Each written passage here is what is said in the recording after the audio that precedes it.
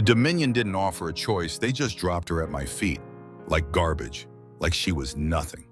I was finishing up repairs on a busted fuel line when their shuttle touched down, kicking up swirls of red dust across my refueling station.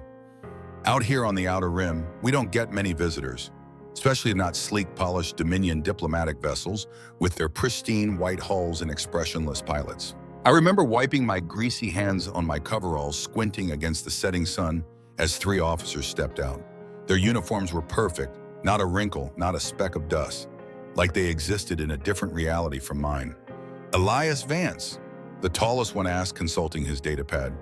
"That's me," I said, feeling suddenly aware of every patch on my worn coveralls, every gray streak in my beard. "What can I do for the Dominion today?" He didn't answer. Instead, he motioned to the others, who rolled out a stasis pod from the shuttle's cargo hold. It was damaged badly, scorch marks along one side, and the glass faceplate cracked and clouded with frost. "Salvage delivery," he said, handing me a transfer document. "Authorized for immediate disposal or repurposing at your discretion." I frowned, looking down at the pod. Through the frosted glass, I could just make out a small figure inside. "I don't understand. I'm not a disposal facility." The officer's face remained blank. "You're registered as a Class 3 mechanical salvage operator. The contents are now your property." He gestured to his datapad. "Sign here." Every instinct told me to refuse, but out here you don't say no to the Dominion, not if you want to keep breathing. So I pressed my thumb to the screen and watched it scan my fingerprint. "What exactly am I looking at here?" I asked as they turned to leave. The officer paused at the shuttle ramp. "Failed asset. Eidolon program. Non-functional." Then, almost as an afterthought, "Value the components as you see fit." The shuttle's engines roared to life, drowning out any further questions. As quickly as they'd arrived, they were gone, leaving me alone with the awe and the strange feeling that my life had just changed forever. When the dust settled, I approached the pod cautiously. Using my sleeve, I wiped away some of the frost from the glass, and that's when I saw her face. She couldn't have been more than 12 or 13 by human standards. Her features were almost human, but not quite. Her skin had a faint lavender undertone, and there were subtle ridges along her temples and cheekbones. But it was the machinery that made my breath catch. Delicate filaments of metal traced patterns under her skin, converging at her temples and along her spine. One arm was almost entirely mechanical, though designed to mimic human musculature. The diagnostic panel on the side of the pod was still functional. It displayed her vital signs, weak but present, and a designation emission Eidolon 47, not a name, a number. I wheeled the pod into my workshop, my mind racing. The Dominion had just handed me a living being and told me to scrap her for parts, like she was nothing more than a broken engine or a damaged hull.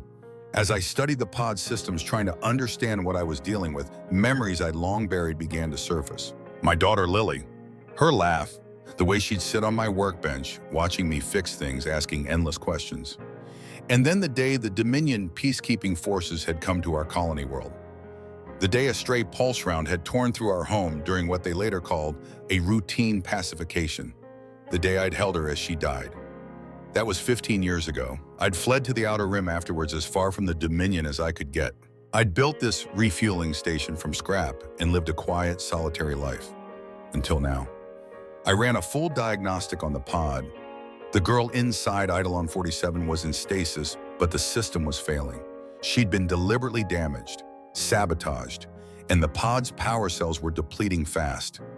I had maybe 12 hours before the stasis field collapsed completely. 12 hours to decide. I could follow orders. Strip the valuable components, the neural interfaces alone would fetch a small fortune on the black market, or I could try to save her, a child who wasn't quite human, who might not even be truly alive in the way I understood it. I stared at her face through the frosted glass. She looked peaceful, like Lily had when she was sleeping. "Ah, hell," so I muttered to myself, reaching for the emergency release. The choice had already made itself. The pod hissed as the seal broke. The stasis field flickered, then died completely. For a moment, nothing happened. Then her eyes snapped open, unnaturally bright violet irises expanding rapidly as they adjusted to the light. She lunged forward with shocking speed, mechanical arm reaching for my throat. I barely managed to block her attack, catching her wrist just inches from my windpipe. Despite her size, her strength was incredible. The servos in her mechanical arm whined as she tried to push forward. "Easy," I gasped. "I'm not going to hurt you." Her eyes were wild, unfocused. She wasn't seeing me, she was seeing a threat, responding on pure instinct. Using my greater weight, I managed to push her back into the pod. She struggled, making small pain sounds that weren't quite words. Up close, I could see that several of the metallic filaments beneath her skin were damaged, leaking a bluish fluid. "You're hurt," I said, trying to keep my voice calm. "Let me help you." Something in my tone must have reached her. She stopped struggling, her eyes focusing on my face for the first time. Confusion replaced fear. "Where?" she rasped, her voice strange and mechanical, as if she hadn't used it in a long time. "Where is this place?" "You're at my refueling station, on Talos Minor." I released her wrist cautiously. "The Dominion brought you here." At the word Dominion, she flinched violently. Her mechanical arm spasmed and she cried out in pain. "Whoa, easy," I said, reaching for my medkit. "You've got some damaged circuits. I think I can help, but you need to stay still." She watched me warily as I prepared a mild sedative. I showed it to her clearly before I moved. "This will help with the pain. I'm not going to strap you down or force you. It's your choice, Mom." Her eyes widened slightly at that choice, as if the concept was unfamiliar. Slowly, she extended her organic arm. I administered the sedative and watched as the tension gradually left her body. "My name's Elias," I said as I began examining her mechanical components. "Elias Vance." She was silent for so long that I thought she might have fallen asleep. Then so quietly I almost missed it, "Kayla." "Is that your name?" I asked, surprised. "Not Eidolon 47. Another flinch at the designation. "Kayla," she repeated more firmly this time. "I remember before." Before what she didn't say, and I didn't press. I had more immediate concerns. Her systems were incredibly complex, far beyond anything I'd worked on before. The Dominion had integrated technology directly with her biological systems in ways I could barely comprehend, but I understood enough to see that she was dying. Whatever they'd done to damage her had affected her central nervous system. The mechanical components were trying to compensate but failing. Without proper repairs, she'd have seizures within days, system failure within a week. I worked through the night using scavenged parts from my workshop to stabilize her most critical systems. It was like trying to repair a quantum computer with stone tools, but I managed to stop the immediate deterioration. Kayla drifted in and out of consciousness. Sometimes she'd watch me work with those unsettling, violet eyes. Other times she'd thrash and cry out in a language I didn't understand. Once she grabbed my arm with surprising gentleness and whispered, "They made us forget," but I didn't. Not everything. By morning, I knew I needed help. This was beyond my skills, and there was only one person in this sector with the knowledge I needed. Quinn Solis, former Dominion bioengineer. Current outlaw with a price on his head almost as big as the chip on his shoulder. He'd stopped at my station 6 months ago, paying for fuel with information about Dominion patrol routes. Said he was heading to the abandoned research outpost in the Karos asteroid belt. I tucked a blanket around Kayla, who had finally fallen into a peaceful sleep. "I'll be right back," I told her, though I wasn't sure she could hear me. "Just need to make a call." Finding Solace wasn't easy. The comms relays out here are spotty at best, and deliberately contacting a Dominion fugitive isn't exactly risk-free. It took me 3 hours and calling in 2 favors before I got a response. His face on the view screen was haggard, his eyes bloodshot. "Vance, this channel isn't secure. What's so urgent?"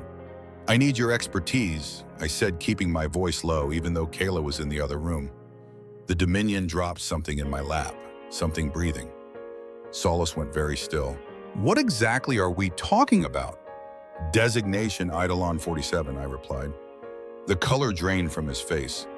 "That's impossible. The Eidolon project was terminated. All assets were decommissioned." "Well, they missed one, and she's in my workshop right now with failing neural interfaces and degrading cyber-organic integration. She needs help I can't provide." Solace was silent for a long moment, his expression unreadable. Finally, he said, "I'll be there in 16 hours. Keep her stable. And Vance, don't tell her my name. Don't tell her anything about me until I arrive." The transmission cut off before I could ask why. When I returned to the workshop, Kayla was awake, sitting up in the pod. She'd found a cup of water I'd left nearby and was holding it in her organic hands, staring at it as if it were the most fascinating thing she'd ever seen. "Water, Saul," she said when she noticed me watching. We weren't allowed." Something cold and angry twisted in my gut. "You can have as much as you want here," I told her. She took a careful sip, then another. A small, wondering smile touched her lips. It transformed her face, made her look like the child she should have been. "Thank you." I cleared my throat, suddenly emotional. "You should rest. I've got a friend coming who knows more about your systems than I do. He might be able to help you properly." Fear flashed across her face. "A doctor?" "An engineer," I corrected. "And he's not Dominion. Not anymore."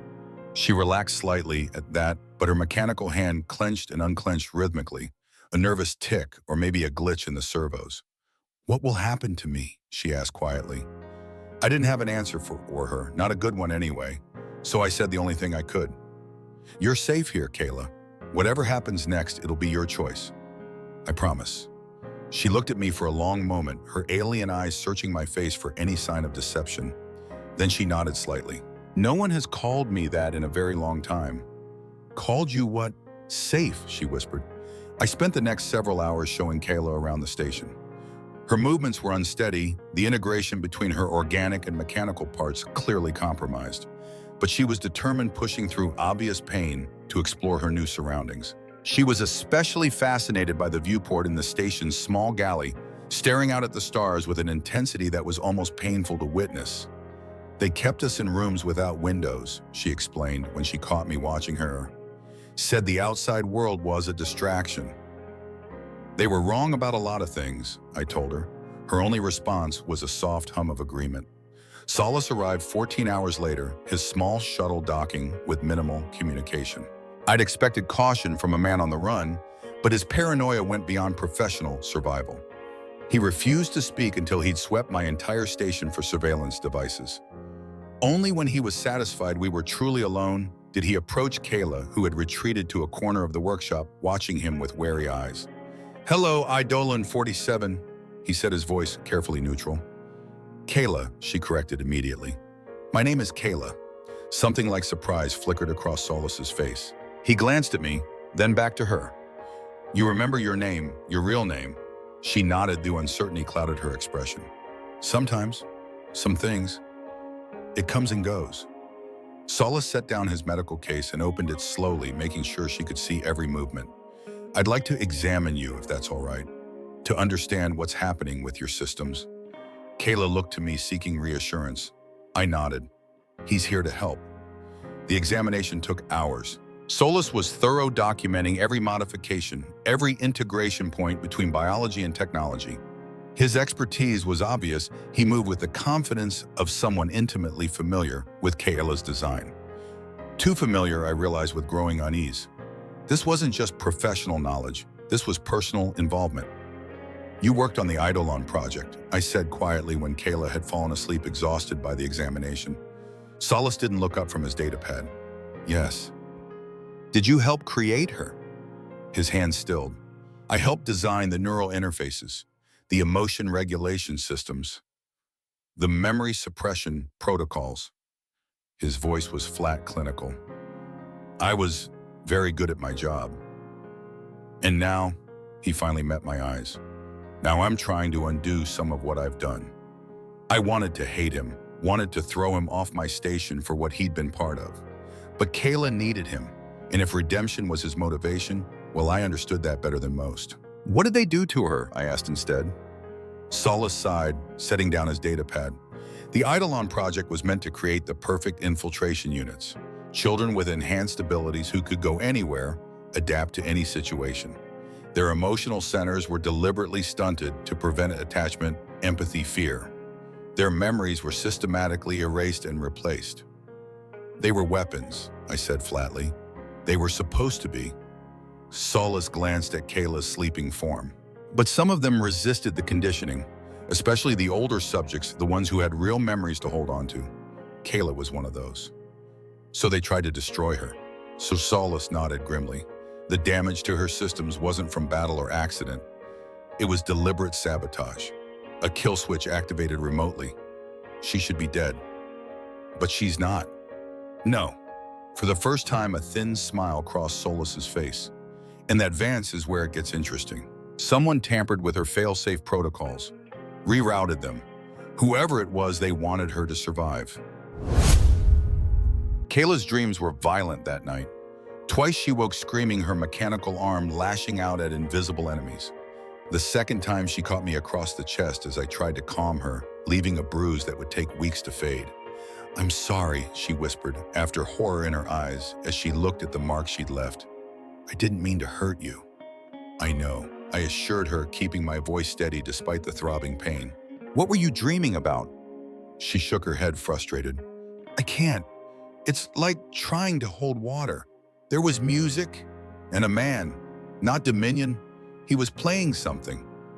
Her organic hand made a strumming motion. "A guitar," I suggested. Her eyes lit up with recognition. "Yes, that word, guitar." The smile faded as quickly as it had come. But then there was fire and screaming. I didn't press further. Some memories are better left buried. God knows I had enough of my own. Solace worked through the night analyzing Kayla's neural patterns, trying to stabilize the degrading connections between her organic brain and cybernetic implants. By morning, he was pale with exhaustion, but triumphant. "I've isolated the primary corruption," he announced, beckoning me to look at his datapad. The screen showed a complex web of connections with a pulsing red node at its center. There's an encryption key embedded in her consciousness. It's causing cascading failures throughout her system. "Can you remove it?" I asked. He shook his head. "Not without risking complete neural collapse. But I might be able to decode it. If I can understand what it's meant to do, I can possibly counteract its effects." "Do it," I said immediately. Solace hesitated. "There's a risk. If this is a Dominion failsafe, decoding it might trigger other protocols. Alert systems." "You mean it might tell them where she is?" I translated. "Yes." I looked over at Kayla, who was sitting by the viewport again, watching the distant stars. In just 2 days, she'd become more than a stranger, more than a responsibility. She'd become someone I cared about. Someone I was willing to risk everything for. "We'll deal with that if it happens," I decided. "Right now, saving her is what matters." Solace nodded and set to work. For hours, he linked his systems to Kayla's neural implants, carefully probing the encrypted data. I kept Kayla distracted, showing her how different tools worked in my workshop, letting her help with small repairs. She had a natural aptitude for mechanical work, her slender fingers deftly manipulating even the tiniest components. "I was made to be good with my hands," she explained when I commented on her skill. There was no bitterness in her voice, just a simple statement of fact. "For fine manipulation, delicate work." Like sabotage, I thought, but didn't say. It was late afternoon when Solace finally emerged from his improvised lab, his expression a mix of triumph and dread. "I've decoded it," he announced. "The encryption key is Eidolon 47, but it's not what I expected." "What is it?" I asked. "It's not a failsafe, it's a message." He handed me the datapad, and I think it was meant for her. The screen displayed a simple text file. "Just 3 lines, Kayla. If you're reading this, the override worked. They're coming for you. Find the archives. Find your truth. Remember the music." "Who sent this?" I asked, bewildered. "I don't know," Solace admitted. "But whoever they are, they knew enough about Dominion systems to embed this message deep in her consciousness, hidden from standard scans." "The override worked," I read again. "Does that mean HD?" I was interrupted by a sharp beeping from Solace's equipment. His face went pale as he lunged for the console. "What is it?" I demanded. "We've triggered something," he said, fingers flying over the controls. "There's an outgoing ping on a secure Dominion frequency. Automatic. I can't stop it." "They know she's alive," I realized with dread, "and they know where we are." Kayla stood in the doorway, her expression frozen. She'd heard everything. "They're coming for me," she whispered. We had hours at most before the Dominion response team arrived, maybe less. We need to move, I said, already grabbing essential supplies. My ship's small, but it's fast. Where will we go? Kayla asked, her voice small but steady. I looked at the message again. The archives, I decided. Whatever they are, someone wanted you to find them. The Dominion Central Archives, Solis said suddenly. On Arcturus Station. That's where all the classified project data was stored. Arcturus is a Dominion stronghold, I protested. We'd never get near it. Not the main station, Solis clarified.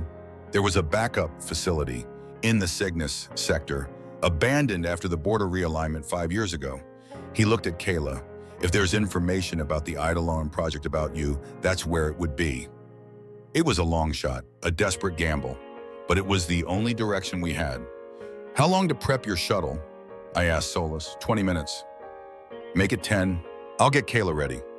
I found her in my quarters, carefully packing the few things I'd given her: a change of clothes, a small toolkit, a data pad, with access to my limited library. You don't have to come with us, she said without looking up. This isn't your fight. I made it my fight when I opened that pod, I told her. She finally turned to face me, her violet eyes unnervingly direct. Why help me? You don't even know what I am. I know enough, I said simply. I was made to kill Elias, to infiltrate, to destroy. That's what they wanted you to be, I corrected, not what you are. She looked down at her hands, a one flesh, one machine. How can you be sure? I thought of all the choices she'd made since waking in my workshop. The gentleness with which she handled fragile things. The wonder in her eyes when she looked at the stars. The way she'd apologize for hurting me even accidentally. Because you're asking the question, I told her. Now come on, we've got a ship to catch. We were halfway to the loading bay when the proximity alarms blared. A quick check of the security feed showed a sleek Dominion interceptor dropping out of hyperspace, still distant, but closing fast. They're early, Solis said grimly, joining us in the corridor. New plan, I decided. You two take my ship. It's registered under a clean alias. I'll stay behind in Solis's shuttle, lead them away from you. No, Kayla protested immediately. They'll kill you. They'll have to catch me first, I assured her with more confidence than I felt. And I know these systems better than any Dominion pilot. It's our best option, Solis agreed reluctantly. They'll be tracking the signal from Kayla's implants. I can mask it temporarily, but not indefinitely. Kayla looked between us, conflict clear on her face. Then with startling suddenness, her expression hardened into resolve. I'm not running anymore, she declared. Not from them. This isn't the time for heroics. I started, but she cut me off. It's not heroics, it's survival. She turned to Solis. You said the message triggered something in my systems. Can you trigger more? Solis frowned. What do you mean? I was designed as a weapon, so let me be one. Let me fight. The determination in her voice silenced both of us. This wasn't the scared, confused girl I'd pulled from the pod. This was someone choosing her path, claiming her power. It would be dangerous, Solis said slowly. The combat protocols were integrated with the emotional suppression systems. If I reactivate them, I might lose myself, Kayla finished for him. I understand, but it's my choice. She looked at me seeking approval or understanding, I wasn't sure which. Are you sure? I asked quietly. She nodded, a small, fierce gesture. For the first time since I can remember, yes. We moved quickly after that. While Solis worked to carefully reactivate selected portions of Kayla's combat systems, I prepared both ships for immediate departure. We'd take my vessel together, but have Solis's shuttle ready on autopilot as a decoy. Kayla's transformation was subtle but profound. Her movements became more fluid, more precise. The slight tremor in her mechanical arm disappeared as the systems integrated more smoothly. Her eyes took on a sharper focus, scanning her surroundings continuously. But she was still Kayla. When I handed her a small energy pistol, the best weapon I had, she thanked me by name, her voice warm with genuine emotion. Just because I'm accessing these protocols doesn't mean I'm becoming what they wanted, she told me, correctly reading my concern. I'm using their tools, but for my purpose, not theirs. We barely made it to my ship before the Dominion interceptor entered firing range. The decoy shuttle launched first, drawing their initial attention while we powered up the main engines. For a few tense moments, it seemed the diversion might work. Then a second Dominion vessel appeared on our sensors. They're not taking chances, ish, Solus muttered as we lifted off. That's a Vanguard-class pursuit vessel. Military, not diplomatic. The next 15 minutes were a blur of evasive maneuvers and near misses. I pushed my old ship harder than I ever had before diving through the cluttered orbital space around Talos Minor, using debris fields and abandoned satellites as cover. Kayla sat beside me in the co-pilot's seat, calling out sensor readings with preternatural calm. Twice her enhanced reflexes saved us once hitting the emergency shield boost, seconds before a pulse cannon would have torn through our hull, another time spotting a mine in our path that the sensors had missed. We finally lost our pursuers in the dense plasma clouds of the Kellian Nebula, though I knew it was only temporary. They'd track us again once we emerged. As we set course for the Cygnus sector, I found Kayla in the small cargo hold practicing fluid hand-to-hand movements that were clearly part of her combat training. The grace with which she moved was mesmerizing and terrifying in equal measure. "How does it feel?" I asked cautiously, accessing those protocols. She completed a complex series of strikes before answering. Strange, like remembering skills from a dream. She flexed her mechanical hand, watching the articulated fingers move. But I'm still me. I can feel the difference between what they put in my head and what's really mine. I nodded, relieved. "We'll reach the archive facility in about 20 hours. You should rest while you can." She stopped her practice, looking at me with that direct gaze that seemed to see right through me. "Why are you really doing this, Elias? And don't say it's because you opened in the pod. You could have walked away a dozen times since then." I sighed, leaning against the bulkhead. "I had a daughter once, Lily. She was killed during a Dominion peacekeeping operation. I rarely spoke of her, but Kayla deserved the truth. She'd be about your age now, I think." "So I'm a replacement," Kayla said, but without accusation. "No," I replied firmly. "You're you, not a replacement for anyone." I ran a hand through my graying hair, searching for the right words. But losing her taught me something. About what matters, about what I can live with and what I can't. And what can't you live with? "Walking away when someone needs help," I said simply, "especially a child who never got to choose her own path." Kayla was silent for a long moment. Then, with a movement so quick I barely registered it, she closed the distance between us and wrapped her arms around me in a fierce hug. "Thank you," she whispered against my shoulder. I stood frozen for a moment, then carefully returned the embrace, mindful of her still healing systems. It had been so long since I'd hugged anyone that the simple human contact felt almost overwhelming. When she pulled away, her eyes were bright with the unshed tears. "I want you to know something. Whatever we find in the archives, whatever happens after, you've already saved me. Even if it's just for these few days." I swallowed past the sudden lump in my throat. "Let's make sure it's for a lot longer than that." The journey to the Cygnus sector was tense but uneventful. Solus spent most of it monitoring Kayla's systems, making small adjustments to ensure the combat protocols didn't override her core personality. I focused on plotting the most indirect route possible to throw off any pursuit. Kayla grew stronger by the hour. The damage to her systems was still present, but her body was adapting, finding new pathways, new connections. By the time we approached the abandoned archive facility, she moved with confident grace, the integration between her organic and mechanical parts nearly seamless. The facility itself was a grim utilitarian structure embedded in a small asteroid. No windows, minimal external features, just a secure docking port and heavy blast doors. It had been designed to withstand attack to protect the secrets it contained. "The main systems will be powered down," Solus warned as we approached. "We'll need to activate the emergency generators once we're inside." "Assuming we can get inside," I muttered, scanning for any signs of active security. "I can get us in," Kayla said with quiet confidence. "This place was built to keep secrets from outsiders. But I'm not an outsider. I'm one of their secrets." She was right. When we docked and approached the main entrance, Kayla placed her mechanical hand against the security scanner. For a long moment, nothing happened. Then a series of lights flickered to life along the control panel, and the massive doors began to slide open. "Biometric recognition," Solus explained, sounding impressed despite himself. "The Eidolon subjects must have been given access protocols for all secure facilities." The interior was cold and dark, illuminated only by the emergency lights that had activated with the door. Dust covered every surface undisturbed for years. The air was stale but breathable. "The main server core should be 3 levels down," Solis said, consulting his tablet. "If it's still intact." We moved carefully through the abandoned facility, Kayla taking the lead, her enhanced senses alert for any danger. Most of the doors opened automatically at her approach, recognizing her implants. Those that didn't, Solis was able to bypass with his knowledge of Dominion security systems.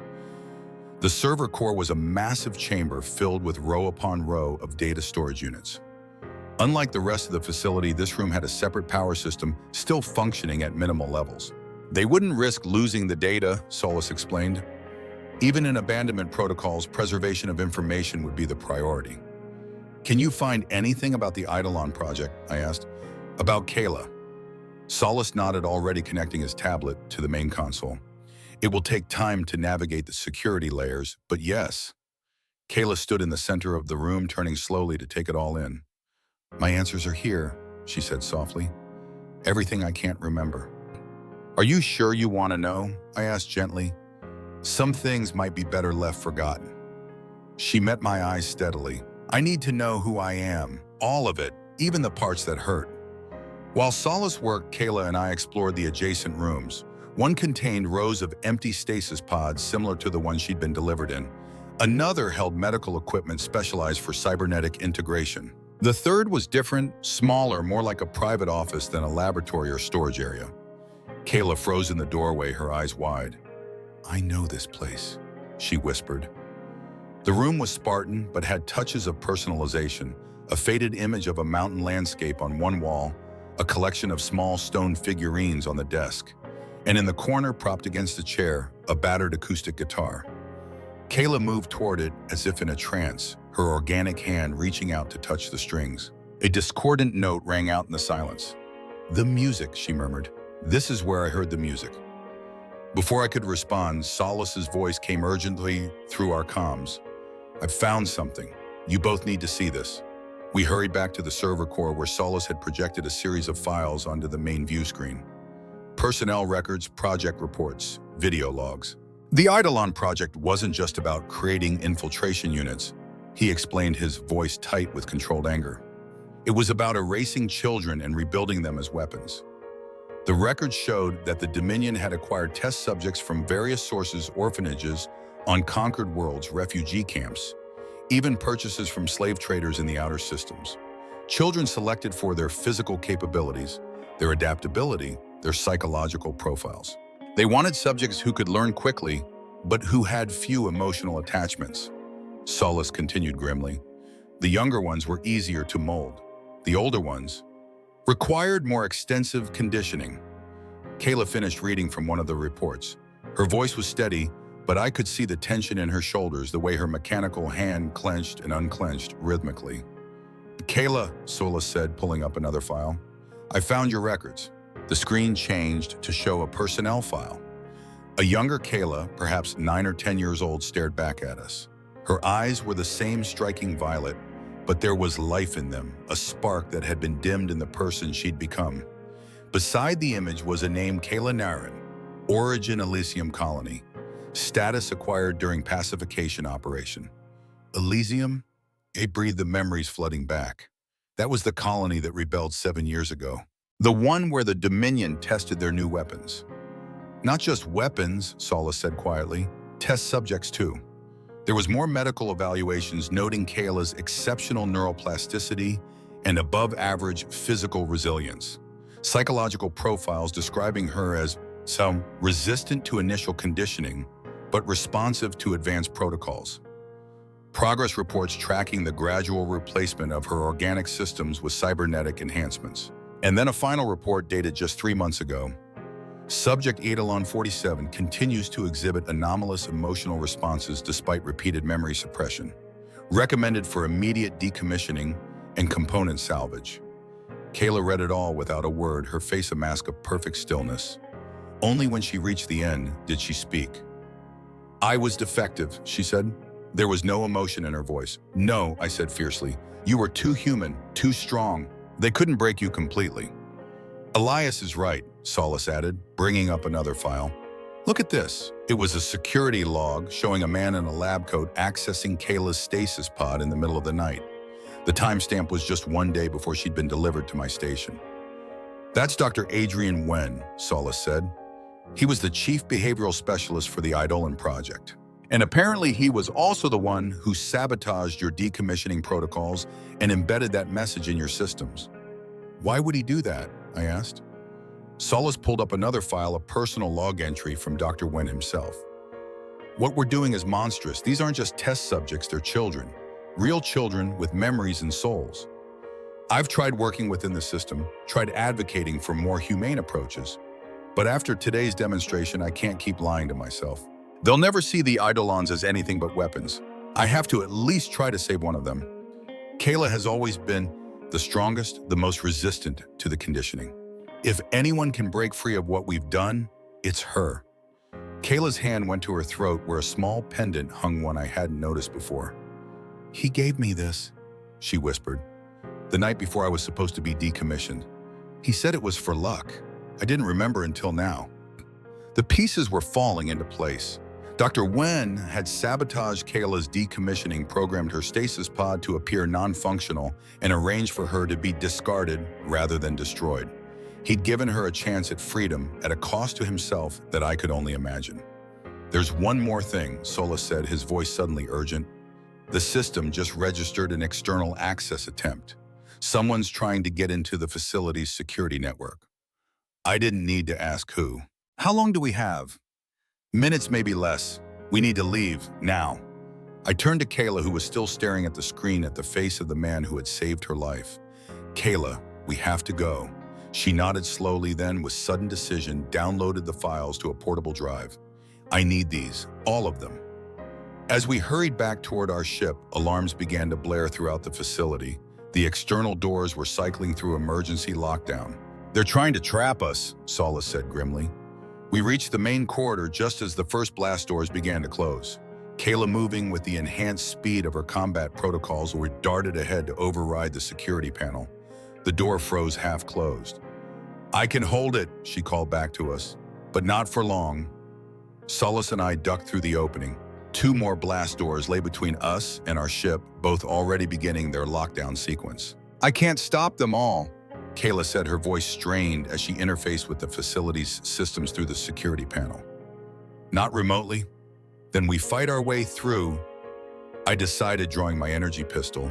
Just as we reached the second blast door, the facility shook with a massive impact. The Dominion had arrived. The second blast door was closing too quickly for us to reach it before it sealed completely. Without hesitation, Kayla raced ahead, her mechanical arm transforming. Before my eyes, fingers elongating into slender tools that she jammed into the door mechanism. The servos in her arm whined with the strain as she physically forced the door to stop. "Go!" she shouted, her face contorted with effort. Solis slipped through immediately. I hesitated. "I'm not leaving you," I told her. "You won't," she grunted. "But I need him safe first. He knows how to help me, how to fix what they did." I nodded and ducked through the gap. As soon as I was clear, Kayla released the door mechanism and dove through just before it slammed shut. The metal scraped against her leg, tearing the synthetic skin to reveal the mechanical structure beneath. Another impact rocked the facility. Dust and small debris rained down from the ceiling. "They're breaching the outer hull," Solis warned. "Cutting their way in." The final blast door leading to the docking bay was already closed when we reached it. No override panel, no external controls. We were trapped. "I can try to hack it," Solis offered, pulling out his tablet. "But it will take time we don't have." Kayla placed her hand against the door, closing her eyes in concentration. "There's another way," she said after a moment. "A maintenance access tunnel that runs parallel to the main corridors. It's meant for repair drones." "How do you know that?" I asked. "I'm accessing the facility schematic through my implants," she explained. "The information was part of my training." She led us to a small panel in the wall that I would have walked right past unnoticing.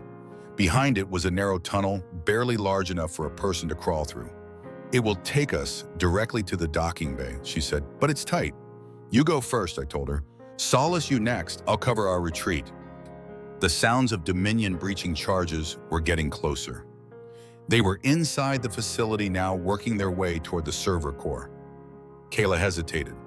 "Elias, go," I insisted. "I'll be right behind you." She nodded and slipped into the tunnel, moving with the fluid grace of her enhanced systems.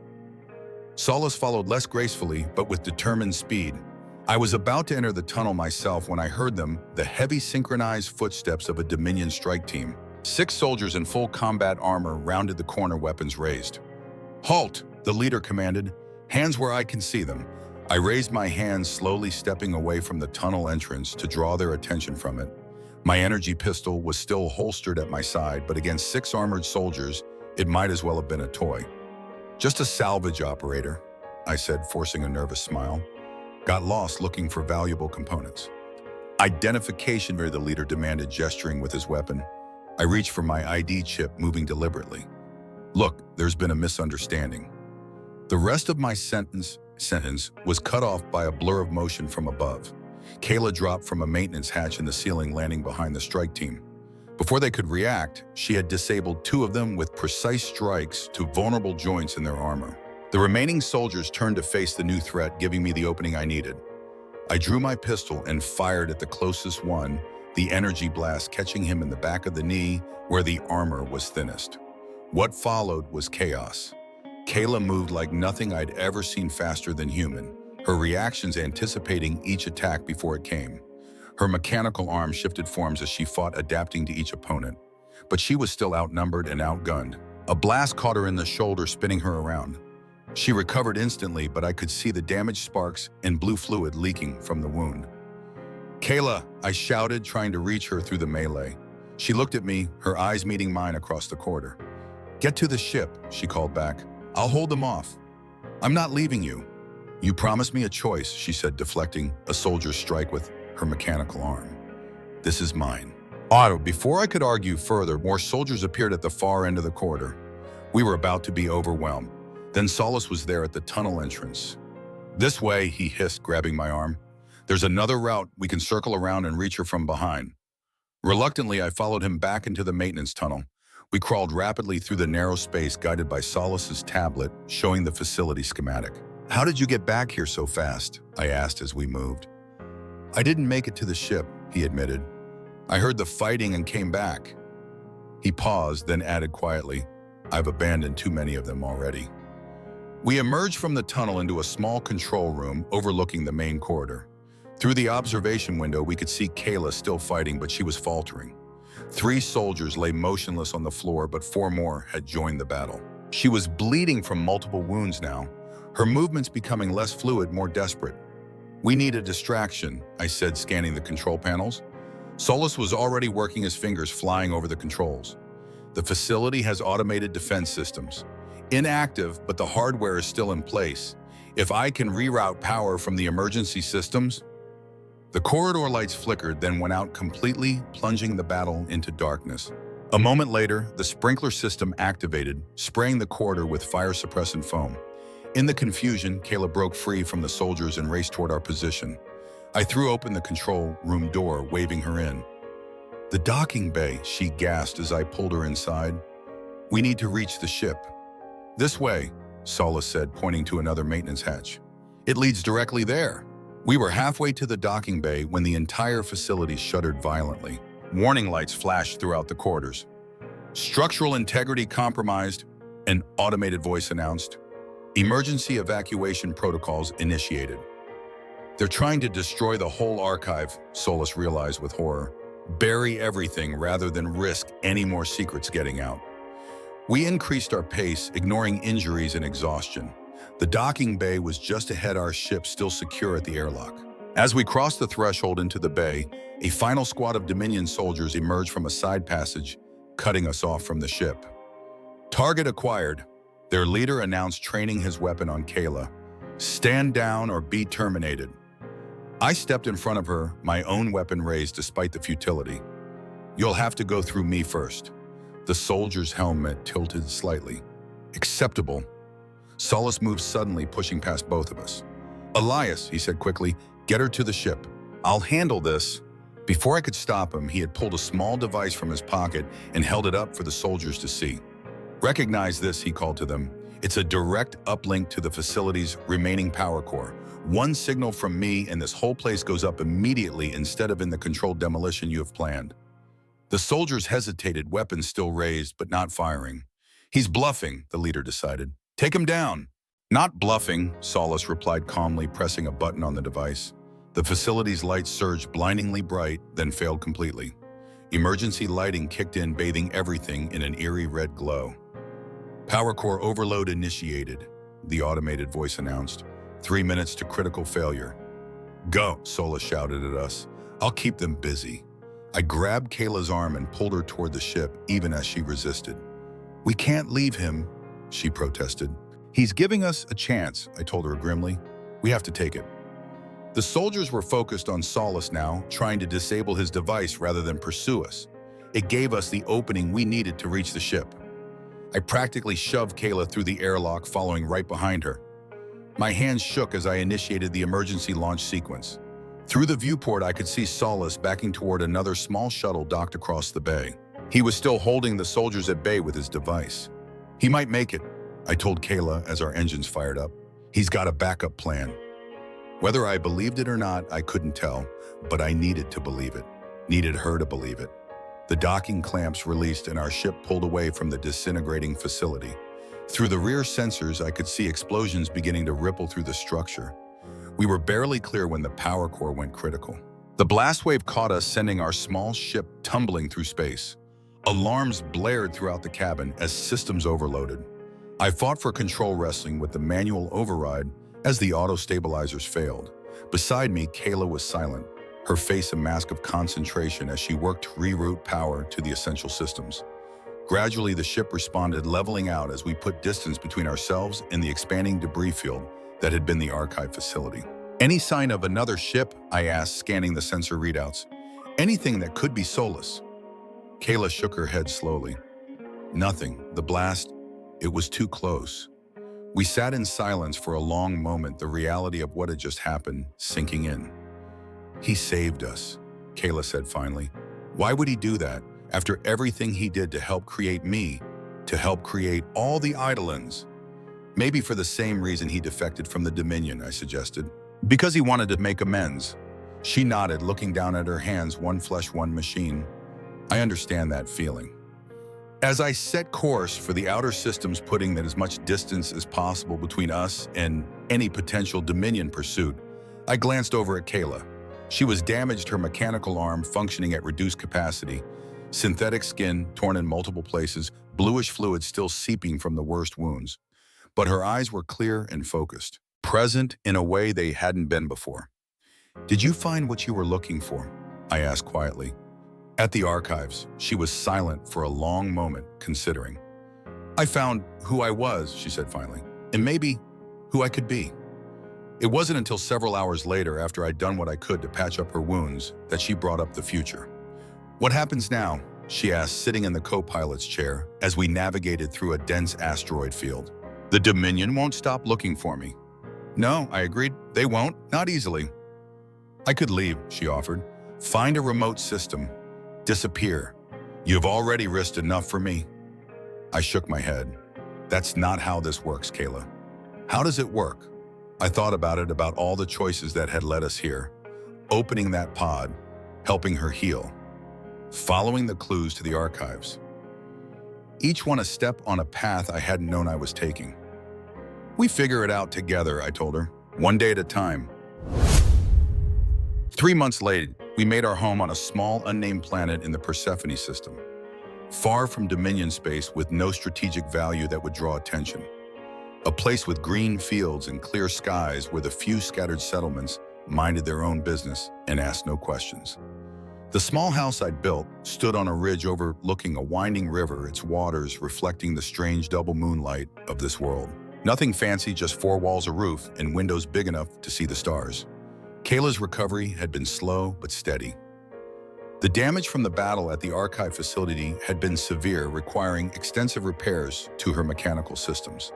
Without Solace's expertise, we'd had to improvise, adapting salvaged components to work with her unique physiology. But it wasn't just her body that was healing. Each day, a little more of her past returned, fragments of memory, pieces of who she had been, before the Dominion had tried to turn her into a weapon. Some memories brought joy, others pain. She embraced them all with the same quiet determination.